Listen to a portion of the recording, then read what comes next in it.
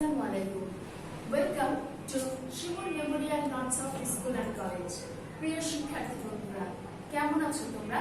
আশা করি অনেক ভালো আছো। আর এই সময় ভালো থাকাটাই আমাদের জন্য অত্যন্ত দরকার, শারীরিকভাবেও আর মানসিকভাবেও।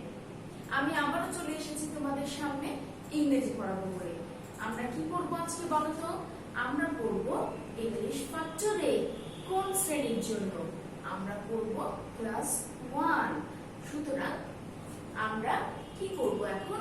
আমরা মনোযোগী হব। আর আমি কি বলতো? আমি হচ্ছে মোহাম্মেদা আফরোজা। তাহলে চলো শিক্ষার্থীবৃন্দ, আমরা আমাদের ক্লাসে ফিরে যাই। আজকে আমরা কি বিষয় পড়বো? আজকে আমরা পড়বো বোর্ড বুক। আসলে একটু পরিচিত হয়ে নেই। Board book unit 17 lesson 1 to 6 rhyme and alphabet. আজকে আমরা একটা রাইম শিখব এবং এই অ্যালফাবেটের লেসনে যা যা আছে তা সেগুলো দেখব। শুরুতে আচ্ছা, তোমরা তোমাদের বইটা ওপেন করো তো। বইয়ের কত নাম্বার পৃষ্ঠা বলতে পারো? হ্যাঁ, it is 34 page. Open your book at 34। এই পেজে দেখো একটা রাইম আছে। যে রাইমটার নাম কি? যে রাইমটার নাম হচ্ছে rain rain go away. Rain rain go away. আসো এই রাইমটা আমরা একটু শিখে নিই। কি বলছে দেখো, আমরা একটু এইখানে ফিরে যাই। Rain rain go away, come again another day, little children want to play, rain rain go away। কি বলছে শিক্ষার্থীরা? ভালো করে খেয়াল করে দেখো। প্রথমত জানতে হবে আমাদের কবিতার নামটা কি। আমাদের কবিতার নামটি হচ্ছে রেইন রেইন গো অ্যাওয়ে। আচ্ছা, আমরা বলি তো এই রেইন রেইন গো অ্যাওয়ে এর অর্থটা কি? রেইন রেইন গো অ্যাওয়ে এর অর্থটা হচ্ছে রেইন মানে বৃষ্টি, বৃষ্টি বৃষ্টি তুমি চলে যাও। রেইন রেইন গো অ্যাওয়ে, বৃষ্টি বৃষ্টি তুমি চলে যাও। কাম এগেইন অ্যানাদার ডে, অন্য কোনো দিনে ফিরে এসো। Little children want to play, ছোট ছোট ছেলেমেয়েরা খেলাধুলা করতে চায়। রেইন রেইন গো অ্যাওয়ে, বৃষ্টি বৃষ্টি তুমি চলে যাও। আসো বাবুরা, আমরা কি করব? আমরা একসাথে এই রাইমটা রিসাইট করব এবং অভিনয় করব। ঠিক আছে? সবাই উঠে দাঁড়াও এবং আমার সাথে একসাথে পড়ো। Rain rain go away, come again another day, little children want to play, rain rain go away. তাহলে আমরা আরেকবার একসাথে বলি। সবাই আমার সাথে বলো। Rain rain go away, come again another day, little children want to play, rain rain go away। very good, খুব সুন্দর হয়েছে। তাহলে এখন আমরা এটা কি করব? এখন আমরা এটা বারে বারে পড়ব এবং সেটা মুখস্থ করে নিব। কেন? কারণ এটা তো আমাদেরকে লিখতে হবে, আর লেখার জন্য মুখস্থ করাটা খুবই দরকার। শুধু মুখস্থ করব তা কিন্তু নয়, মুখস্থ করব এর বানানগুলো। যেমন রেইন বানানটা কি, কাম বানান কি, COME কাম, অ্যানাদার বানান কি, ANOTHER, প্রত্যেকটা শব্দ আমরা বানান করে মুখস্থ করব। তাহলে আমাদের কোনো সমস্যা হবে না লিখতে। আরেকটা বিশেষ কথা বন্ধুরা, সেটা হচ্ছে যে আমরা কি করব? পাঞ্চুয়েশন মার্কটা অবশ্যই খেয়াল করব। পাঞ্চুয়েশন মার্কটা মানে কি? পাঞ্চুয়েশন মার্ক মানে হচ্ছে বিরাম চিহ্ন। খেয়াল করে দেখো শিক্ষার্থীবৃন্দ, বিরাম চিহ্ন। এই রেইন, রেইনের পরে কি দেওয়া আছে? একটা কমা দেওয়া আছে। Rain comma rain comma go away full stop, come again another day full stop, little children want to play full stop, rain comma go away full stop। তাহলে আমরা ঠিক এইভাবে মুখস্থ করব এবং সেটি কি করব? লিখব। তোমরা নিশ্চয়ই তোমাদের সামনে শীট নিয়ে বসেছো। আসো আমরা এবার পড়লাম, একসাথে এবার লিখে ফেলি। আমাদের রাইমটার নাম কি?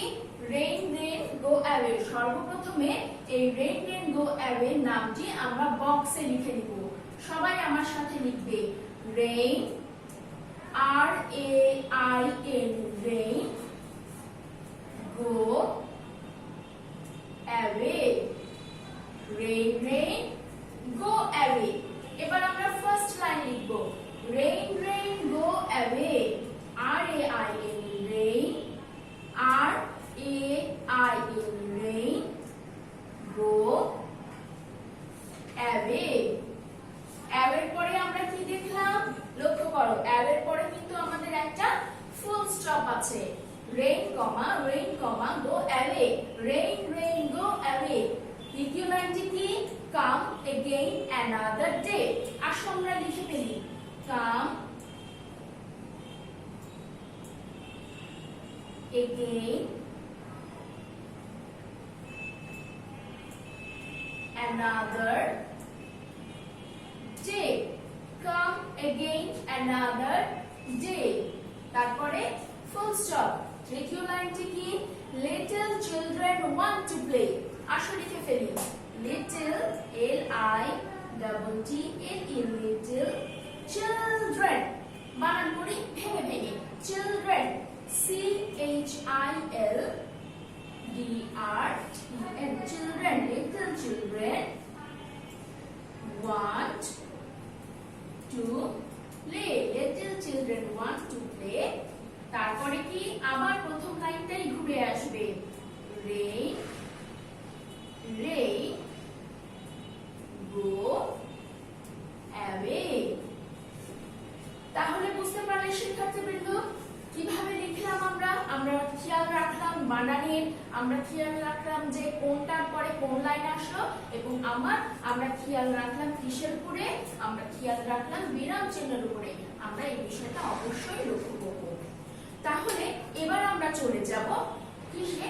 এবার আমরা চলে যাব অর্থতে। যদিও আমি অর্থগুলো তোমাদেরকে বলে দিলাম, তারপরেও আমরা একটু অর্থগুলো জেনে নেই। Let's read the Bengali meaning. চলুন বাংলা অর্থ পড়ি। রেইন, রেইন মানে কি? বৃষ্টি, RAIN, রেইন, বৃষ্টি। হাত তুলো দেখি কতজন বৃষ্টি পছন্দ করো? আমি বৃষ্টি পছন্দ করি। তো এই বৃষ্টির নাম হচ্ছে, ইংরেজি হচ্ছে রেইন। রেইনের অর্থ হচ্ছে বৃষ্টি। এগেইন, কাম এগেইন, বললাম না কাম এগেইন, আবার ফিরে আসো, পুনরায় ফিরে আসো। এগেইন, AGAIN, এগেইন মানে পুনরায়। লিটল, লিটল মানে ছোট, লিটল মানে ছোট, LITTLE, লিটল। ওয়ান্ট, ওয়ান্ট মানে কি? ওয়ান্ট মানে হচ্ছে চাওয়া। প্লে, প্লে মানে খেলা করা। অ্যানাদার, অ্যানাদার মানে অন্য। চিলড্রেন, চিলড্রেন মানে কি?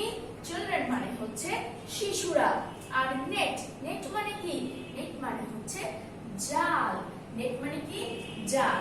ওকে, তো আমরা শিখে নিলাম আমাদের এই 1 to 6 লেসনের মধ্যে যে সকল শব্দগুলো আমাদের কি রয়েছিল আর অজানা রয়েছিল, যে সকল শব্দগুলোর অর্থ আমরা জানতাম না, এগুলো জেনে নিলাম। তাহলে কি হলো? আমরা আরেকবার একসাথে পড়ে নেই। রেইন মানে বৃষ্টি, তোমরাও আমার সাথে পড়ো। এগেইন মানে পুনরায়, লিটল মানে ছোট, ওয়ান্ট মানে চাওয়া, প্লে মানে খেলা করা, অ্যানাদার মানে অন্য, চিলড্রেন মানে শিশুরা, এবং নেট মানে জাল। আশা করি তোমরা আমার সাথে সাথে পড়ে মুখস্থ করে ফেলেছো। এরপরে আমরা যাব কিসে বলো তো? আমরা চলে আসবো বোর্ডে, আমাদের 3 নম্বর আইটেমে। আমাদের 3 আইটেমটা কি দেখো? Let's write the opposite word. Opposite word মানে কি? তোমরা তো জানোই, এর আগেও শিখিয়ে দিয়েছি। অপোজিট ওয়ার্ড মানে হচ্ছে বিপরীত শব্দ। অপোজিট ওয়ার্ড মানে কি? বিপরীত শব্দ, রাইট। চলো আমরা বিপরীত শব্দ লিখি। কাম মানে কি? কাম মানে আসা। কাম মানে কি? আসা। তাহলে এর অপোজিট ওয়ার্ড হবে গো, যাওয়া। কাম, গো, আসা, যাওয়া। লিটল মানে ছোট, আর বিগ মানে বড়। লিটল মানে ছোট, আর বিগ মানে বড়। ডে, ডে মানে কি বলতো?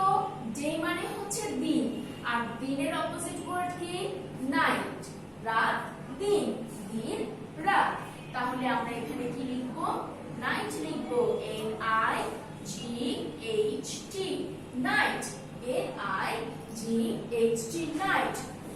Okay. And the last one is stand. Stand মানে কি? দাঁড়ানো। গত ক্লাসে আমরা শিখেছিলাম, মনে পড়ছে তোমাদের? Stand up, উঠে দাঁড়াও। Sit down, বসে পড়ো। তাহলে stand মানে কি? দাঁড়ানো। আর তাহলে stand এর অপোজিট আমরা কি দিতে পারি? Sit, বসা। কি দিতে পারি? Sit. ওকে, আমার সাথে আরেকবার পড়ে নাও। Come, go, little, big, day, night, stand, sit. তাহলে তোমরা শিখে ফেললে চারটা অপোজিট ওয়ার্ড। এরপরে আমরা কি করব বলো তো? এরপরে আমরা চলে যাব 4 আইটেমে। 4 এ কি আছে দেখি আমরা। অবশ্যই তোমরা তোমাদের শীটটা ফলো করবে এবং আমার সাথে সাথেই তোমরা মুখস্থ করে নিবে এবং সেটা শীটে লিখে নিবে। ওকে, let's arrange the letters to make word. Let's arrange. Arrange মানে কি? গোছানো। এর আগেও আমি তোমাদেরকে বুঝিয়েছিলাম অ্যারেঞ্জ করা। অ্যারেঞ্জ মানে হচ্ছে গোছানো, গুছাতে হবে। কি গুছাতে হবে? Let's arrange the letters. বর্ণগুলো, লেটারগুলো গোছাতে হবে। কি করে? কেন গুছাবো? To make word. একটা সঠিক শব্দ তৈরি করার জন্য এলোমেলো লেটারগুলোকে আমরা আবার নতুন করে সাজিয়ে গুছিয়ে তৈরি করব। তাহলে আমরা দেখি প্রথম শব্দটা কি? NOMO। প্রথম শব্দটা কি? NOMO। উচ্চারণটা কি হয় বলো তো? নোমো। নোমো বলে কিছু আছে? নাই। নোমো বলে কিন্তু কিছু হয় না। আমরা এটাকে কি করব? অ্যারেঞ্জ করব। MOON। মুন। মুন মানে কি? মুন মানে হচ্ছে চাঁদ। পরেরটা কি আছে দেখো? HIFS। HIFS। আমরা এটা কি করতে পারি?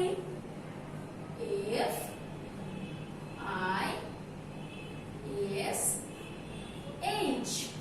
ফিশ। হাত তুলো দেখি কে পারে এই ফিশটার মানে। আমি জানি তোমরা সবাই পারো। ফিশ মানে কি? ফিশ মানে হচ্ছে মাছ। পরেরটা দেখো PMLA। কি হবে বলো তো? ঠিক বলেছো, LAMP। Lamp. LAMP, lamp. Lamp মানে হচ্ছে বাতি। এবং শেষেরটি INOJ। কি হবে? ঠিক বলেছো, JOIN, জয়। তাহলে কি হলো? মুন। মুন মানে চাঁদ, ফিশ মানে মাছ, ল্যাম্প মানে বাতি, জয়েন মানে যুক্ত করা। জয়েন মানে কি? যুক্ত করা। একটু খেয়াল করবে এবার বোর্ড এখানে। সেটা হচ্ছে আমি এই বিষয়টি গতদিনও তোমাদেরকে সুন্দর করে বুঝিয়ে দেওয়ার চেষ্টা করেছি। আমি আবারও একটু তোমাদেরকে বুঝাচ্ছি। Arrange letter-এ arrange the letters to make word। যখন আমরা কোনো বর্ণগুলোকে অ্যারেঞ্জ করে শব্দে রূপান্তর করব, খেয়াল করে দেখবে আমার প্রশ্নে কি বলেছে। আমার প্রশ্নটাতে কি আছে? আমার প্রশ্নটাতে আছে সবগুলো ক্যাপিটাল লেটার। NOMO, প্রত্যেকটা ক্যাপিটাল লেটার। এখন আমি যখন অ্যারেঞ্জ করব তখন কি আমি স্মল লেটার ব্যবহার করব? যেমন প্রথমে আমি লিখেছি MOON। এখানে OONটা স্মল লেটারে। তাহলে কি এটা আমার ঠিক হবে? না, এটা কিন্তু আমাদের ভুল হয়ে যাবে। আমাদেরকে ঠিক করার জন্য কি করতে হবে? প্রত্যেকটা লেটার আমাদেরকে ক্যাপিটালে করতে হবে। তাহলে MOON প্রত্যেকটা লেটার হবে ক্যাপিটালে। তখন আমার প্রশ্নটা ঠিক হবে। বুঝতে পেরেছো সবাই? আশা করি তোমরা সবাই বুঝতে পেরেছো। এবার কি করব বলো তো? এবার কত নম্বর আইটেমে যাব? এবার যাব 5 নম্বর আইটেমে। তার আগে বলো তো এটা কিসের ছবি? এটা কিসের ছবি বলো তো? কে গেস করতে পারছো এটা কিসের ছবি? রাইট, এটা একটা কার্টুন, তাই না? এটা একটা কার্টুন। কিন্তু হাতে কি আছে? হাতে আছে তার একটা নেট। নেট মানে কি?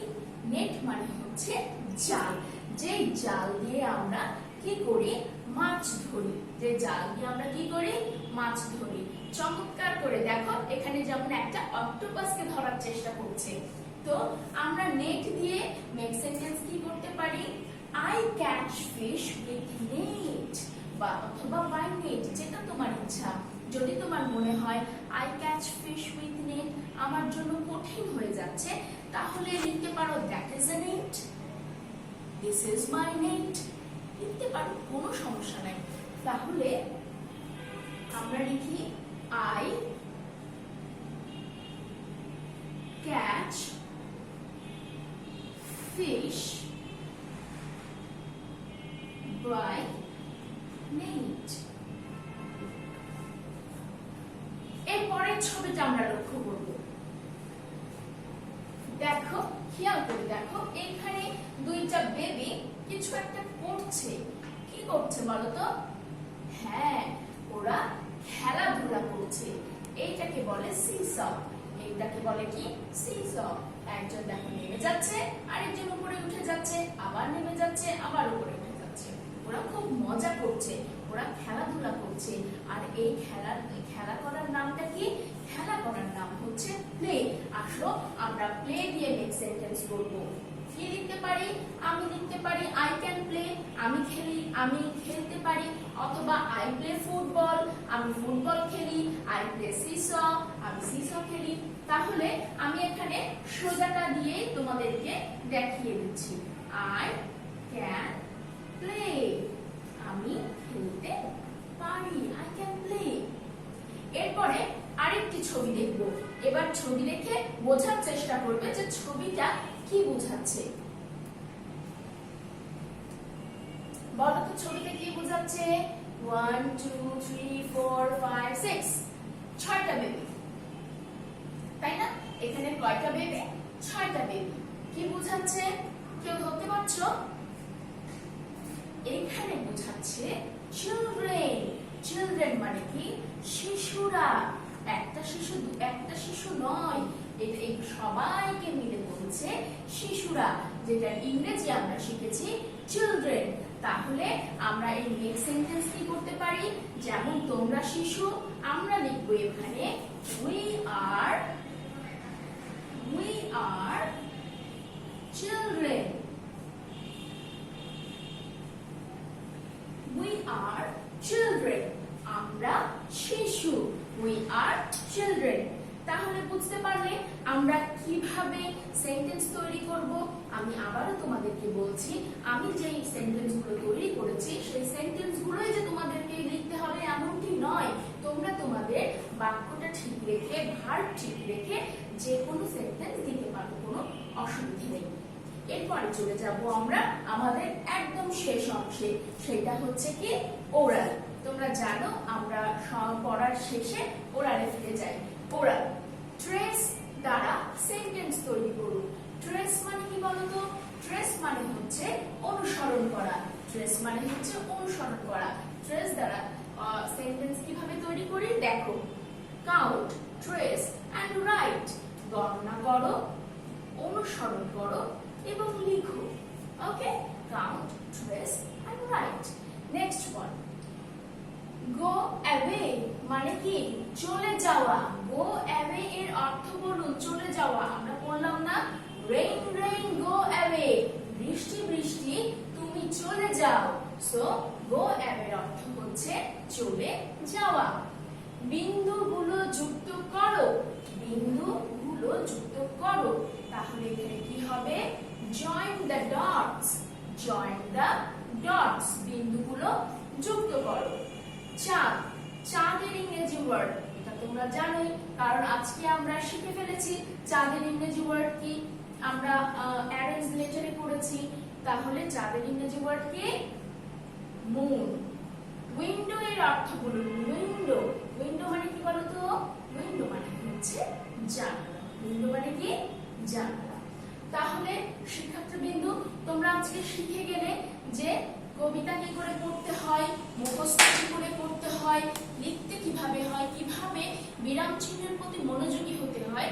আমরা শিখলাম অ্যারেঞ্জ লেটার, আমরা শিখলাম ওয়ার্ড মিনিং, আমরা শিখলাম মেক সেন্টেন্স এবং আমরা শিখলাম অপোজিট ওয়ার্ড। আশা করি তোমাদের ক্লাসটা ভালো লেগেছে।